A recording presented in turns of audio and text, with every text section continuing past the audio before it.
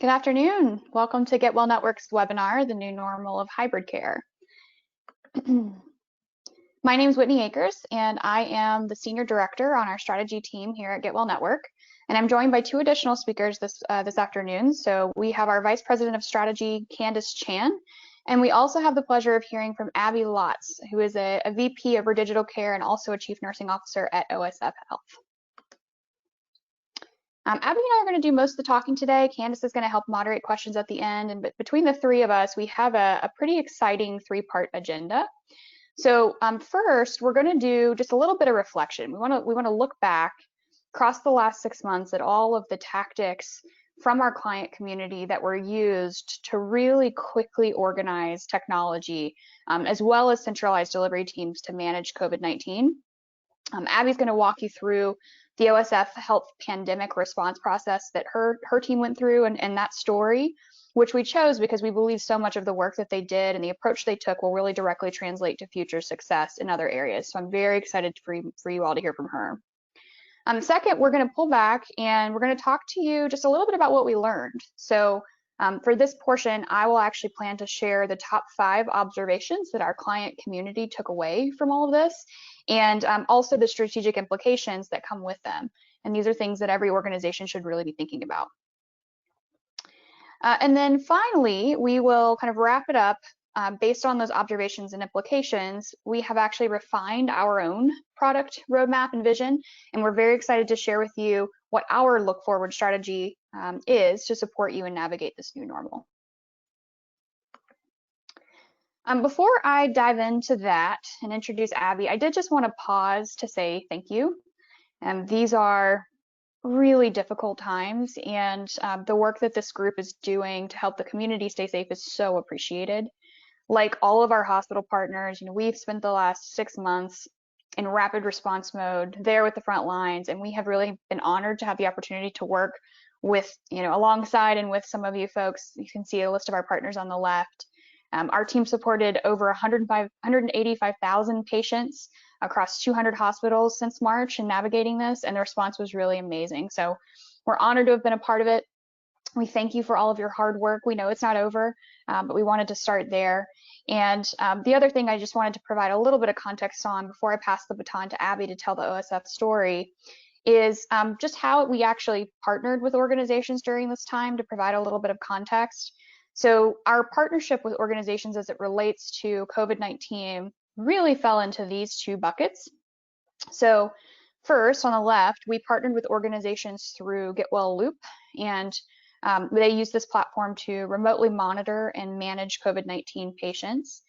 They being patients, completed automated check-ins from home that included education, symptom checks, and then care teams were sent real-time alerts to any escalating symptoms, which allowed them to really manage those populations at scale. In addition to that GetWell Loop platform, we also partnered with organizations on the inpatient side. There were a lot of changes that had to be made. Organizations really had to scramble to reorganize, and they used our GetWell inpatient engagement platform deployed on smart TVs in the patient's room at the bedside to communicate important information, as well as get information out around guidelines, infection prevention, et cetera, in the inpatient setting.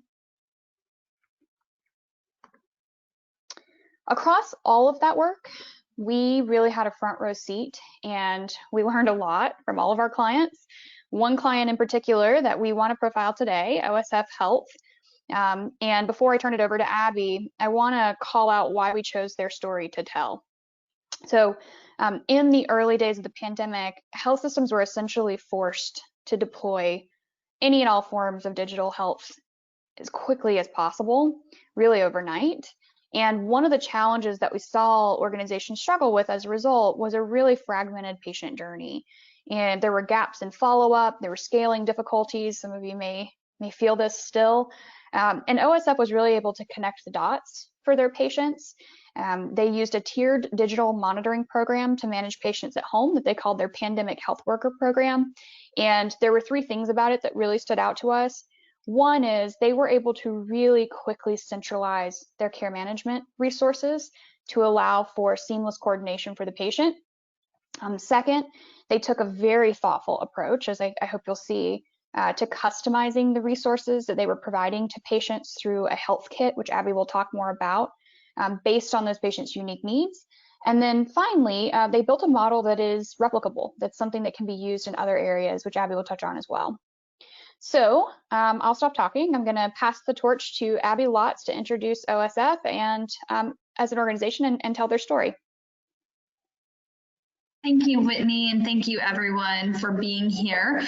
OSF HealthCare is located, our hub, out of Peoria, Illinois, so centralized in the state. We do have 14 hospitals across the state of Illinois, ranging from Northern Illinois, Chicago metro area, down to the border of Illinois near St. Louis, and we also cover service areas in Michigan as well. A total of 2,097 beds, 147 locations.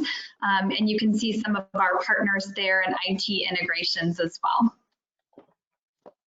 As Whitney alluded to, we did start with a pandemic health worker program, as many digital health entities did at the beginning of the pandemic response. We thought digital first and really looked at how we could leverage the resources that we had in order to respond to the needs of our communities. So Whitney, if you could advance the deck there for me. Thank you.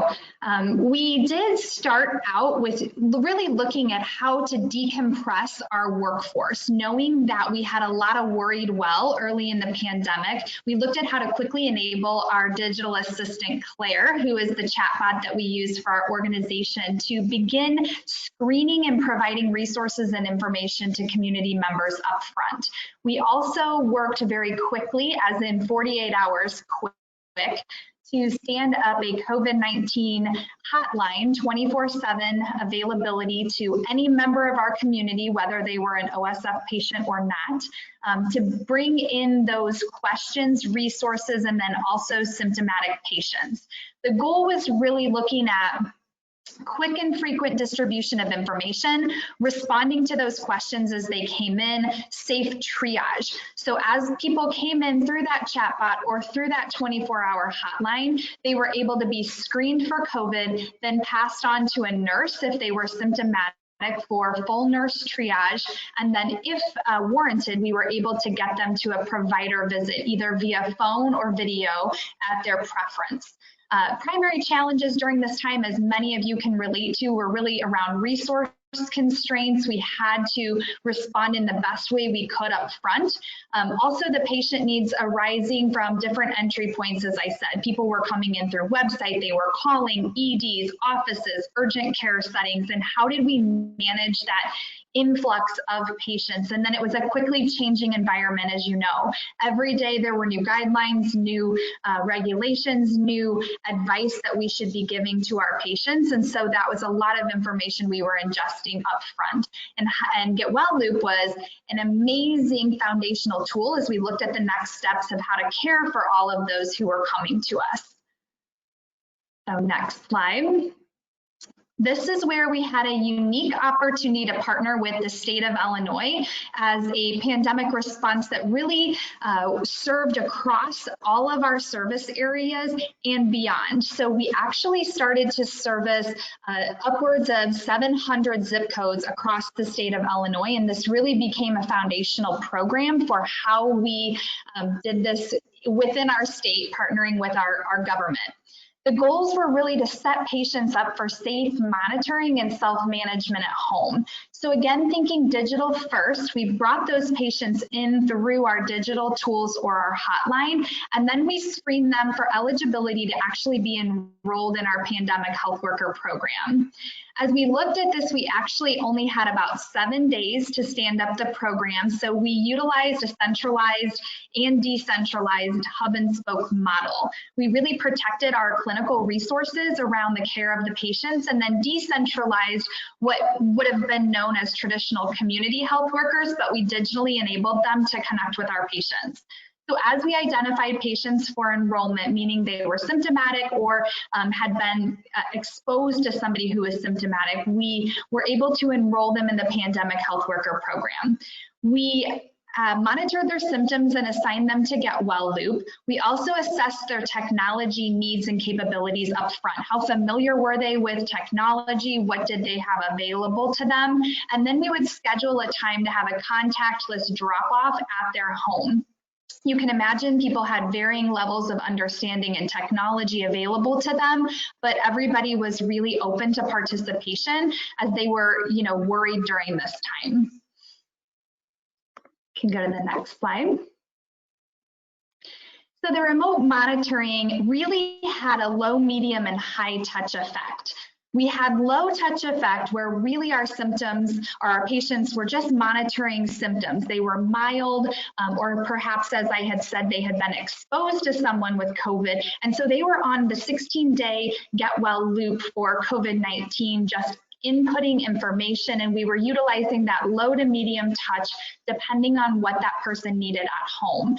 We did give them health kits, as Whitney mentioned earlier, that were extremely customized to their needs. So if they needed a device to connect with us, or they needed device connectivity, meaning that our devices were preloaded with hotspots to ensure that they could connect readily, we provided them a tablet.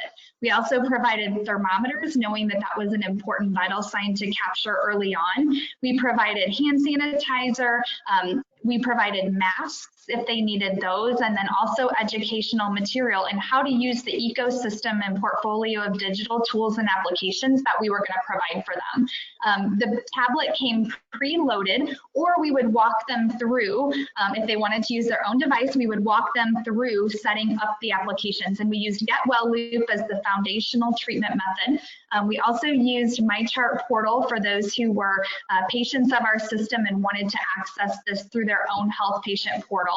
We used video conferencing software so that they were able to call us at any time 24/7. They could have a video chat in that way, or just a phone chat if they didn't want to use their video. And then we also provided them OSF Silver Cloud, which is a digital tool for emotional well-being, so that we could assess how they were doing mentally during this time too.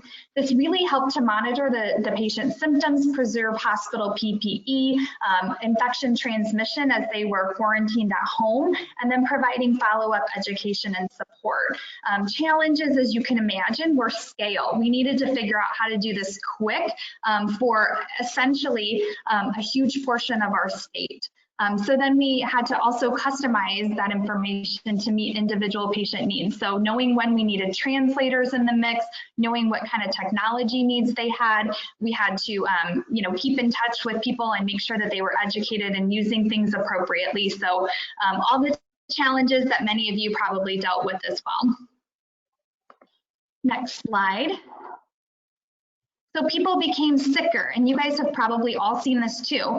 We started out very worried well or exposed, and then we went into the mildly symptomatic or symptomatic patient portion of the COVID response. And then as it got deeper and the spread widened, we really saw people escalating in care. And we saw very quickly that we needed to find another mechanism to more intensely monitor these people. The other portion of the escalation was also people who came into our hotline or were identified early on as being high risk. So some of those people who had comorbidities that we're all aware of that made them at a higher risk for de-escalation or declining in care more quickly. So we really looked at our team of pandemic health workers, and I want to remind you that we had boots on the ground, physical community health workers that we were calling pandemic health workers because they were enabled with digital tools and resources, connecting out there where we needed them to. Then we had centralized clinical resources with nursing and providers that were overseeing those loops, messaging with patients, and taking escalation of care needs. And then we took it one step further and really thought, when we want to keep these patients out of the hospital, but we need to more intensely monitor them, we put them into what we called acute COVID at home program. This was as patients had symptoms escalate or were at higher risk. We enrolled them in this program and sent them a full kit and filled in any of those blanks that they needed before. But this included a blood pressure monitor, heart rate monitor, pulse oximeter. They still had their thermometer so that we could continue to gather those vital signs and really get those more intense assessments. The patients in the acute COVID at home program would also have video visits frequently with providers. And throughout the entire program, whether it was just that first initial pandemic health worker program or the acute COVID at home program, they had access to us 24 hours a day via a direct line to ask questions, to escalate things. And I will tell you, during this time, we were able to really catch those things as they escalated and send people to the hospital really when it was needed. We could monitor those vital signs and see that somebody was 98 and then 94, and now they're holding at 92. You know, we need to get them to the hospital. So we had a lot of close calls and good catches by our providers in being able to offer this program. You can imagine some of the primary challenges were coordination across the program, so knowing how to educate patients depending on which program they were in, and then that real-time education. It was a constant effort of all of our employees to really make sure we were connecting to them. Next slide. So for our healthcare system, this has provided an amazing foundation through our pandemic response and how we transition this program moving forward. So we are taking our pandemic health worker program and transitioning it to a digital health worker program where we plan to keep that foundational infrastructure of our digitally enabled and precision guided community health workers to really take community care to the next level. We looked back at our program and saw great success rates, as you can see here. 3,200 plus patients have been enrolled to date, and we are continuing that agreement with the state for another 6 months, so this will remain in effect. 75% of those patients who were eligible were activated within the loop. 92% of those patients who were activated in the loop engaged actively throughout the 16 days. And I will mention we extended the loop for people who were still symptomatic at that time. More than 800 plus alerts have surfaced throughout the program just for the COVID-19 population. You can see some of the patient comments and questions, and we're extremely proud of the fact that we're at almost a 97% patient satisfaction rate to date. Looking ahead though, this is really exciting because we have figured out how to deliver care in a digital way at great scale, which is always the goal of healthcare systems. This next year, we're looking at ways to both partner with GetWell Loop and also utilize this model in looking at primary care, both digital primary care and concierge wraparound primary care. How can we translate this to our elderly population, who many believe are not tech savvy, but we found out during pandemic response they absolutely are. Chronic disease management, of course, is always something that's on our minds as healthcare systems, those highest frequent utilizers of healthcare. How can we better manage them at home, but use that hybrid approach of digital and boots on the ground? Women's and children's, we've seen a huge opportunity to partner with our local health departments in providing that preloaded tablet of tools and resources to expecting or new moms in some of our underserved communities. And then, of course, we're already actively planning on how we both transition this into the influenza population as that comes about this fall, but also how do we tie that together with what we're already doing with COVID to serve our communities. We also were able to partner with many of the universities and colleges within our service areas, but in particularly University of Illinois Champaign-Urbana, as they look to bring back 50,000 students to campus this fall. We were able to offer the pandemic health worker program and resources to all of those students. So they all had a preloaded app that they would log into and do their symptom tracking. And then that automatically kicked them to our hotline if there was a symptom or a need that they had when returning to campus. So that was an exciting partnership for us. And we were so happy to be able to support that student population. And then really looking forward to, our purpose of our acute COVID at home program was really to identify when people needed to be seen in person for care. But on the flip side of that, we know that we had to quickly decompress our hospitals, and we need to be ready to decompress our hospitals when necessary too. So we're really looking at how some of these applications and concepts can be used in future forward for a digital hospital offering. As many digital health organizations are planning for, how do we build hospitals without walls and effectively care for our patients? So it's been an exciting 6 months. I know that you all have been on a journey too. excited to talk to you today about our program and really look at translating this to our future populations and continuing to serve our communities in new and different ways. Thank you so much. Awesome. Thank you so much, Abby, for joining and sharing that story. So impressive to see how quickly you all were able to mobilize and coordinate that program. And of course, as I mentioned at the beginning, it's a big fan or, a fan favorite of our team. So thank you for sharing. For folks that are interested, yeah, absolutely. For folks that are interested in a copy of kind of a summary case study, this has been created and there will be an opportunity to request it at the end of the call. The other thing we want to do at the end of the call is give you all an opportunity to ask any questions of Abby, and there is as you shared earlier, an opportunity to ask questions here, and we'll take those at the end. So Abby, thank you so much. We appreciate it. So let's switch gears. We're going to transition into our second agenda item here, and as I mentioned early in the call, we've been really privileged to truly have a front row seat alongside our partners like OSF as they responded to the COVID-19 pandemic. And we've seen some really incredible innovations, especially as it relates to digital and virtual health. However, because of just the sheer speed at which solutions needed to be deployed, many organizations are now kind of finding themselves in a situation where their digital and virtual health approach really feels kind of duct taped together. As organizations look forward, many are asking the question, what does our go forward digital virtual strategy look like? And what are the opportunities that COVID created that we can capitalize on? And that's what I plan to walk through in this next section.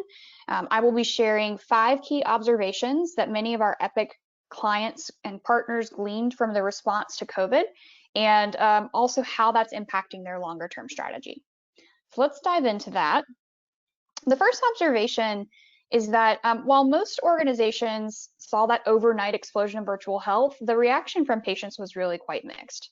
So on one hand, patients really loved the convenience and they felt like it was a better use of everyone's time. But on the other, the interactions themselves felt more transactional. They were oftentimes left with little to no follow-up, and the patients reported in some cases being very confused on what the next steps were. And when we start to think about why that is, it's largely due to the fact that many organizations simply replaced those physical interactions that they were having before COVID with one-to-one virtual interactions. So for example, call centers didn't have bandwidth to manage the volume of inquiries, so chatbots were implemented. Or clinicians couldn't see patients physically, and so they used virtual visits instead. And there was not a lot of time for organizations to really think about, what it would look like or even operationalize stitching together that digital journey for patients or creating those digital handoffs between those different settings of care. The result is that the digital journey for patients now actually feels more disjointed and fragmented than it has, even more than the physical journey pre-COVID. And what it means for patients is that sometimes they fall through the cracks or they don't get the recommended care they need, or they could even be leaking out of your network and actually getting care with a competitor or retail providers that are making this more simple. The impact of this, if we think about implications and what organizations are thinking about moving forward, what we're hearing is that executives are thinking about the future of remote care, and ultimately the vast majority believe that they're going to end up providing care in a hybrid environment. And what I mean by that is both physical and virtual journeys kind of combined.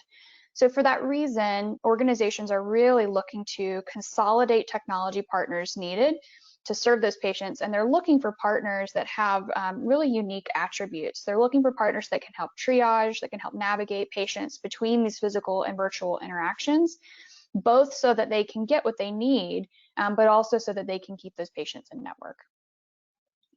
So that's key observation.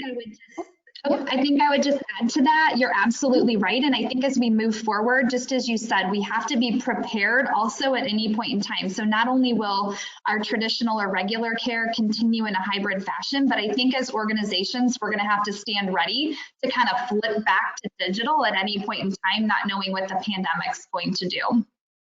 Yeah, absolutely. Absolutely. I think that's such a good point.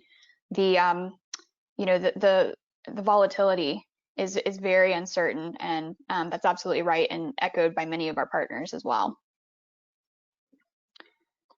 So on key observation 2, moving forward here, the second observation that we heard is that digital care management and remote patient monitoring has become more prevalent and are now really core tools as a part of population health and care management efforts. So during COVID, organizations who had already made investments in value-based infrastructure, for example, like centralized care management or digital engagement, remote patient monitoring, or even population health analytics, they were in a position during COVID to actually pivot to managing COVID patients more easily.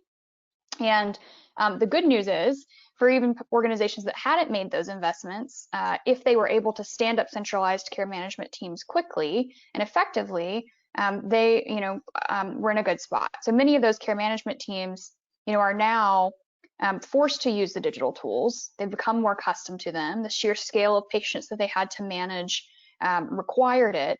And the digital tools like our GetWell Loop tool automatically interacted with those patient populations that are now something that these care management teams that are, spun up can actually use. The implication of this is that organizations were really pleasantly surprised, both that they were able to quickly stand up these centralized care management teams and that they were able to really effectively use this type of technology. And now they're thinking about, how can this be leveraged to manage other populations, which I think was reflected in Abby's presentation as well. The addition of digital tools helps extend the reach of those care management resources, meaning that teams can care for more patients without adding staff. And a lot of our clients believe that the tools are going to help their organization successfully take on more risk because it allows them to be more proactive. It allows them to expand their reach beyond just that highest risk patient population to manage the rising risk population as well, which is where that larger opportunity for impact lives.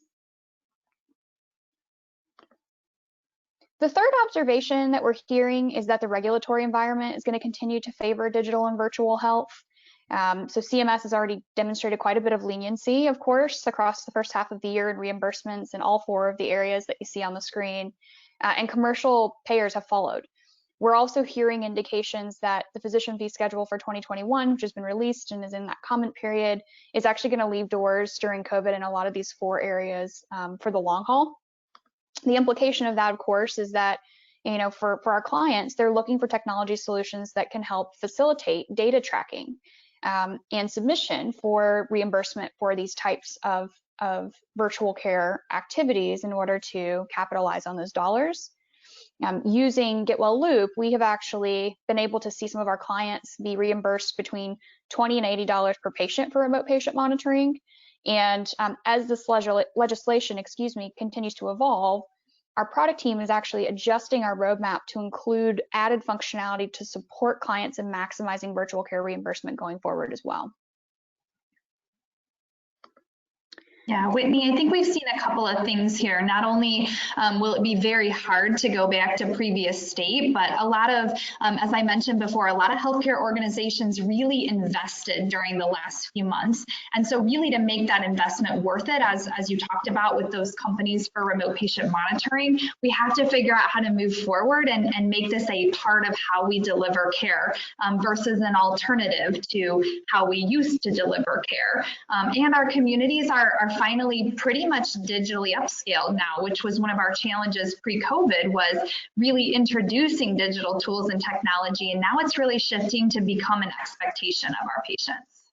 Yeah, absolutely. We don't talk as much in this presentation about this shifting patient expectation, but I think the regulatory environment, the expectations for care management teams are obviously being shaped by that expectation. So absolutely, couldn't agree more. So the fourth observation that we've heard quite a bit, it's continuing to come up in almost every conversation that I have been a part of recently, is that COVID, it really made organizations recognize the necessity of consumer digital technology. So when patient interactions became mostly virtual, it really shed a light on the fact that many organizations don't actually have the ability to drive and sustain digital engagement with their patients. And I'll stress the word engagement. Many organizations are realizing that augmenting the portal, which houses a lot of critical information, but today provides more self-service information, it needs to be coupled with a more interactive approach, a push-pull nature of consumer tech that we've all come to expect in other industries. I think about banking apps, apps for just about anything that you would order. There is kind of that push-pull reminder expectation to drive engagement. And the implication for this is really clear. So this is what's going to be required in the future for providers, not only to continuously drive engagement with their digital solutions, but ultimately to motivate patients to actually take desired actions that are necessary in order to improve outcomes. And I think this ties in really well with your comment before, Abby, as well, around the kind of the patient expectations.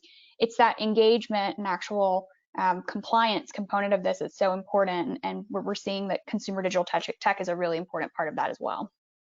And we have to keep the momentum going. I can't stress that enough. Now that people understand and are used to using these tools, we need to keep reintroducing new ways for them to receive the care in this fashion. Absolutely. The final observation I'll call out is really around kind of the current financial environment. So the financial environment for health systems is actually initially pushed organizations to start to think about where they could find new revenue streams. And one business model that presented itself was options to serve employers or payers. So direct employer partnerships, for example, while not a new concept, many more employers have been approaching health systems across the last 6 months for help managing COVID for their employee populations. And we've even seen consulting support in other areas. So for example, we talked to an organization where they were providing consulting and support on cleaning and infection prevention to meet CDC guidelines. And we anticipate that this will probably continue as organizations, employers in your communities continue to try to manage this. The implication here is that our clients are actually being proactively approached with these opportunities, and they're using it as kind of a foot in the door with employers who are hoping to develop those relationships that will allow them to expand their services to on-site clinics, virtual care, chronic care, et cetera. So let me transition. That brings me to the end of our 5 key observations and implications, and hopefully that was a helpful run through of the impact that COVID is having kind of on digital health and the implication for future strategy. Before I move on to our final section of the webinar, Abby, did you have any other final reactions or observations, anything that you'd like to add? I don't think at this point. Thank you. Yeah, perfect. Thank you again. Let's transition here. Let's move on. So the final section of our webinar is going to kind of transition and spend some time on how GetWell Network as an organization is responding to these market needs, because as the environment has shifted around us, we have to serve you in this new space. So 2 pieces in particular I want to spend more time on. First is a sneak peek at our new Cross Continuum platform and our mobile app that we have designed to help navigate patients through this new hybrid care environment. And then second, I'm going to shift and share some really exciting developments with respect to smart apps and other integrations that we've been working on for our Epic clients in particular. So to kick us off here, for those of you familiar with GetWell Network, we've been providing patient engagement solutions for over 20 years, and we have a suite of inpatient and ambulatory tools that guide patients through their episode of care. In response to the need for solutions that can help patients in this new hybrid environment where we're kind of looking at triaging between physical and virtual encounters, we have actually been working behind the scenes to combine our tools into a single platform. And this platform provides a truly unified digital experience for patients across the continuum. as well as offering really a personalized step-by-step guidance that helps patients feel like their care team truly actually is there with them every step of the way. These curated care experiences keep patients and families in the loop, and good for you, that keeps them coming back to you for their care. So that's kind of an introduction to the platform. We're also excited to announce that in early 2021, we're going to be releasing the first version of that platform. The version is currently in testing with several of our close partners, and we're looking forward to making it available more broadly. The platform, which we're calling GetWell Anywhere, it's going to be setting and device agnostic, meaning that you can display the solution on a smart TV, an enterprise iPad, or the patient and family's own mobile device, just to give you a little insight into the kind of features here. And it also provides a longitudinal view into the patient that helps improve that coordination, facilitate those handoffs between those different siloed settings of care. One too far here. In addition to introducing that platform in early 2021, we're also going to be launching our GetWell Anywhere mobile app. So the mobile app is for patients and families, and it actually combines our inpatient and ambulatory solutions into one end-to-end experience for patients, as you can see on the screen. And I actually want to make this a little bit more real for you, and we're going to jump into a quick demonstration.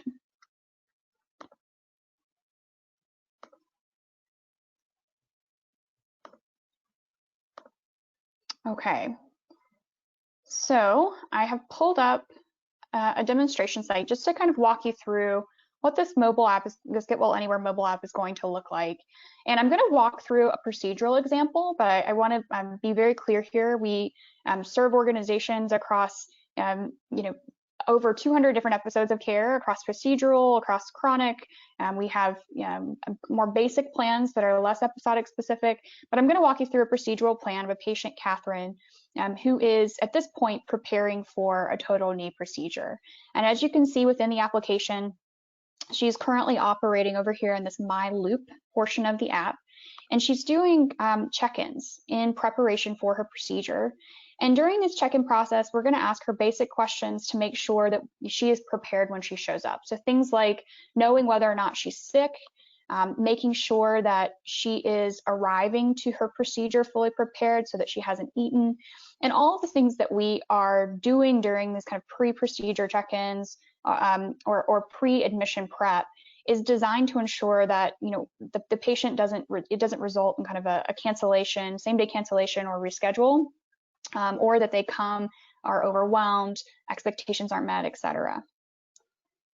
At the end of these types of check-ins, we do ask patients if they have any questions or concerns, and they have the opportunity to ask questions that go directly over to their care team. They can upload photos. So for example, in this example, if the patient had a scratch or a bruise near the site of the incision, as it asked in that previous question, they could let the care team know here, and the care team has the opportunity to respond. Then the patient actually enters the care space. So if I click over here on My Stay, when patients enter the hospital, registration, there's a couple different ways that we can do this, but registration can trigger an automatic connection to the patient, letting them know, hey, connect your account. And in this case, we are going to send a code. The patient will receive that code, they enter it, and their account is then linked so that they can then toggle kind of between that My Loop and My Stay experience. Now that they're in the inpatient setting, their education can continue. That preparation and support can continue through our My Stay mobile app. And I'll just show you a brief demonstration of that. So watch videos just pick for me. These are videos that have been chosen for this patient based on her upcoming procedure, her medical history, etc. She can watch these here within the application. So learn the knee replacement basics, for example. I can start the education. For all of these, it's going to ask who's watching this education video, because one of the things for us that's important is understanding patient comprehension. So we want to know, who's watching. They can watch that video here within the application on their phone. And then it's going to ask if they understood that education, if they have questions or not, which is great. say, yes, I do understand that education, submit that, and I can continue to the home screen. On the home screen, there's a couple of other things you can do within here. I mean, quite a bit, actually. I won't be able to show you all of this, unfortunately, but this application allows patients to really do anything that they would need to do in order to improve their comfort or their knowledge about the things that are going on with them in the hospital. So they want to learn more about their medications, if they want to order their meals, fill prescriptions, watch health videos. There's really kind of a large menu of things they can do within here, even cheering for their nurse. One of the quick examples I will show you is see what is planned for my day. So if you click on to see what is planned for my day, it's going to take us over to a portion of the tool we refer to as whiteboard. It has 3 tabs. And this is a space to really keep the patient organized around what's happening with them. So here on the first page, they can see their caregivers, they can ask questions, take notes on conversations that they're having with those caregivers. For some organizations who are using this on the inpatient side, we have integrations with RTLS systems so that when a new person enters the room, if they have that badge on, it can actually introduce that person on the patient's application, allowing them to kind of see who's coming in the room, which is obviously very helpful. On the second tab, My Day, this is more about their schedule.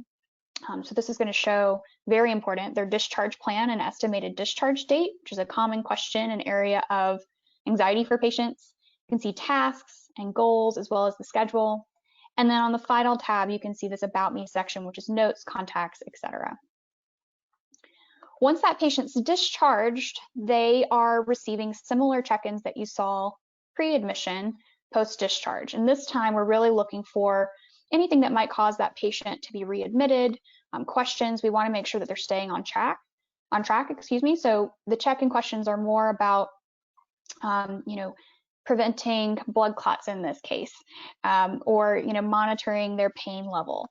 And we ask also here about, do you have a temperature? So we're looking for any concerning signs of maybe surgical site infection. And of course, these are adjusted for the different episodic types of care that we're providing. When patients are not within a check-in, they also have an activity feed. So you can see here, this is the patient kind of patient dashboard area where they can see, past activity or conversation that they've had with their care team. They're able to view a checklist to keep them on track with all the things that they need to be completing throughout their journey. And then finally, there's a resources tab that allows patients to really look back at any videos that they may have been prescribed in the hospital setting. So you can see, knee surgery before exercises, what is knee replacement, some of those videos that they would have been prescribed in advance. The final thing I'll show here, we do also ask patients for feedback through this application. So within the GetWell Anywhere mobile app, patients can be asked, to share their feedback. And it's a simple question. It's your classic Net Promoter Score question. Would you recommend your care team to someone else? And for patients that answer extremely likely, which is about 93% of patients actually, they are pushed to a second question that asks them if they'd be willing to go to a rating site and share their experience. And about 67% of patients do opt to go to the rating site, share their experience, and this has resulted in about an average star increase of 1 star per physician, which one of our clients shared resulted for them in about 11% increase in net promoters. So a great way to kind of push patients out to those rating sites. So I'm going to pause and jump back over to the slides.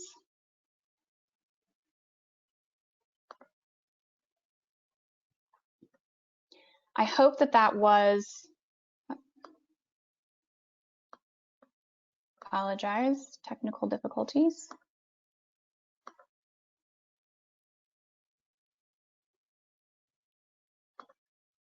I hope that was helpful, a helpful demonstration just to give you an idea of what that mobile application looks like. Now that you've had a chance to see what we've been up to, kind of our latest, I do want to give you just a little bit more insight into our roadmap. We've touched on a lot of these themes by now, but we wanted to share with you some of the investments that we are making as an organization over the next year, just to make sure that we can continue to increase value for our clients. So on the far left, with the rollout of that GetWell Anywhere platform, we're actually setting the stage for some really foundational work to enhance the entire cross-continuum experience. So our loop, our ambulatory and inpatient tools will no longer be separate experiences. They'll actually be living side by side in the same app. And with the creation of that unified patient experience, we'll know who that person is, where they are, regardless of where they're receiving care, and we'll be able to kind of serve them more dynamically. We are also going to be focused not just on their journey, but also their care circles. So through the application, we'll be delivering a way for care circle members.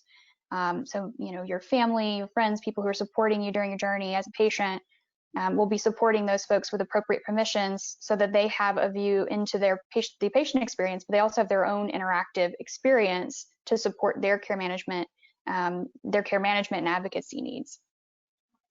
The second theme here that's embedded is virtual health. So, COVID-19, obviously, we've talked about, really revolutionized the need for virtual care support. And to continue to serve our clients there, we're going to be adding native video conferencing capability into our platform, which is very exciting, and there's more to come on that. On to the third theme, we are going to dig into this more, so I won't spend a lot of time here, but we've always known how important it is to embed our work into the EHR experience, especially for our clinicians, and we've made really huge strides in deeper integration experiences for the patient and clinician experiences, which I'll talk about shortly. Fourth as well, smart loops. So this is really focusing on the care plans themselves. The future of our care plans are going to be much more personalized, with the goal of driving patients towards that higher level of engagement, that higher level of loyalty that we've come to be known by. We are actually moving to a more dynamic longitudinal care experience. So the idea is that these care plans would be able to adapt along with changes to the patient's conditions or respond to those patients' preferences, and we're making immediate investments in order to make that happen. Finally, the last thing I'll say here on that last column is that we know for this product and content to deliver really the highest impact, we need to be able to fully personalize it to your practices as well. So we are also working actively to create more self-service tools, dashboards, etc., for your teams to really be able to slice and dice the information the way that they need and build it into their workflow. So in the final couple of minutes here, I'm going to transition over and talk about the Epic integrations. So our integration strategy is really designed to answer three main questions that you'll see here on the screen. So first, how do we provide access to the tools and experiences that we have today for clinicians and patients within the systems that they are already using? So important. The second is, based on those interactions with patients and that kind of tremendous amount of energy and data that they're generating, how do we actually expose the right pieces of information, so the right pieces of data at the right time in the right place, so that it can be actionable and actually help inform those clinicians' decisions?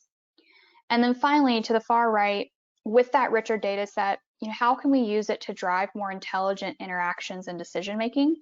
So we're collaborating on which simple tasks can be automated to reduce the load on staff, and then what needs to be escalated to a clinician's attention. And in that case, can we still enhance their experience with personalized recommendations based on the data set? So those are the three kind of components of our integration strategy. Specifically for the work that we've been doing with Epic, we have been working with them to fully embed the GetWell experiences into the tools that clinicians and patients are already using. So on the clinician side, where we know this is so important, for clinicians not only to be able to avoid using a second tool, but also to really be able to fully manage patients within the EHR, we have developed really two things to support that goal. So the first is the Clinician Smart App that you see here. This is going to allow clinicians to directly access functionality from within Epic Hyperspace. So they're not jumping back and forth between tools. Shortly, we will also be able to send loop alerts and notifications through Clinical In-Basket. So this will really allow clinicians to completely and fully manage patients on a loop from within Epic. Similarly, for the patient experience, we have fully embedded loop within MyChart through single sign-on access. And in Discovery, we are working on smart routing patients to MyChart to promote activation and use of that single digital front door. So really supporting patients in operating in Loop, but within their portal. This is what that might look like from the clinician side to manage a patient who's on a Loop or cohort of patients within a Loop. As you know, Epic doesn't love screenshots or exposing their experience, but we are working in the test harness with the Epic team to validate this app. And we're in the middle of submitting for App Orchard validation in early October, and we're actually expecting to be done with that whole vetting process by the end of October.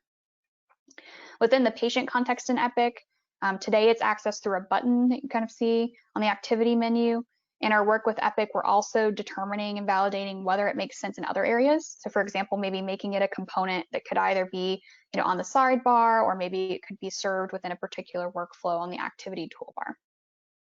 However it's accessed, it is designed and will be designed to allow the clinician to see that patient's full Loop activity log. And the true power in this, of course, is that a clinician can do all the same things that they would do if they were accessing Loop apps separately. So manage handoffs, make comments, or assign education, but they're going to be doing it all within their existing workflow. On the patient side, it's front and center as well. So we'll use a link that allows us to authenticate patients directly for Loop when they log in for single sign-on access. And then within the portal, Loop is fully embedded via an iframe that can be placed at any point in the site hierarchy. We are also working, I'll mention, on smart routing that will allow us to cross-promote the portal from Loop. So I know for folks who have made investments in their portal, that's important, and that will help drive patients again towards that digital front door.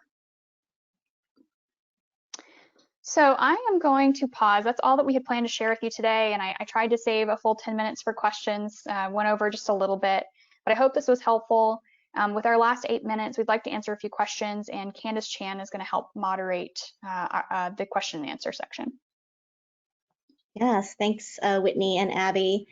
We did have quite a few questions that came through, and if we weren't able to answer your question, we'll definitely be following up with you via email. But the first couple of questions came for Abby around your OSF program. There are a couple of different questions around the staff, the number of staff that you use to support Loop, as well as how long it took to implement, and also the implementation process around that. Sure. So length of time, as Whitney alluded to and I alluded to, was very, very short. We had initially looked at capacity. How many covered lives were we looking to impact? And that's how we came up with our staffing ratios. I will say we have settled into a pretty good cadence of serving anywhere from 100 to 250 at a time, and depending on our service area, we may staff, all of our nurses are centralized, so we staff at about 1 to 20 to 30 ratio for nursing, overseeing those patients on Loops, depending on that level of severity. Are they in the pandemic health worker program or in that acute COVID at home program? And then really the service area, the physical boots on the ground, community health workers that are out there, again, it's based on size of service area. So we have to look at how many are enrolled in each zip code to determine that. And then we have learned how to centralize the shipping functionality too. So say that we have the population spike in a certain service area, then we ship those kits as needed to help support the staffing model that way too. Length of time, it was very short. We had about 2 to 3 weeks of planning, and then once we signed the contract with the state of Illinois, we had 7 days to stand up the first 2 pods. So it was quick, but we used our own employees as they were redistributed during that time from areas that had shut down. Did I answer those? Did I miss anything? No, that was great. Thank you. And there's another question that came from another organization. They're asking that they don't have centralized care management, and so they're wondering if that's needed or required to kind of make something like GetWell Loop work. Yeah, so this actually sits completely outside of our care management functionality. This is our digital health entity. So we have OSF HealthCare, and then we have a digital health entity within that. So we actually have nurses hired for digital health. They may be overseeing remote patient monitoring. They may be helping with some of our telehealth programs. So they're cross-trained to do several different divisions of digital health. So this sits outside of that, even though some of the components are care management-esque. These are actually dedicated nurses for digital health that are staffing this program, and we've centralized all of that for the purpose of scale and efficiency. And I'll add to that as well, just on a broader note.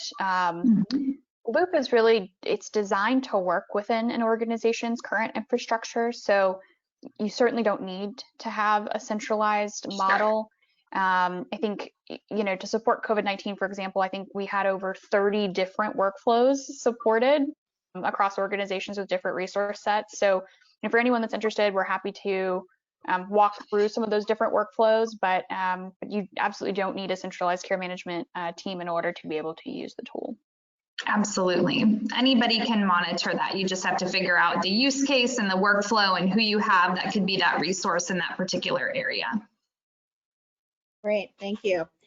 Question here, GetWell Network sees their tools complementing the EHR in a way that potentially drives patients to use the portal more. That's sort of the question.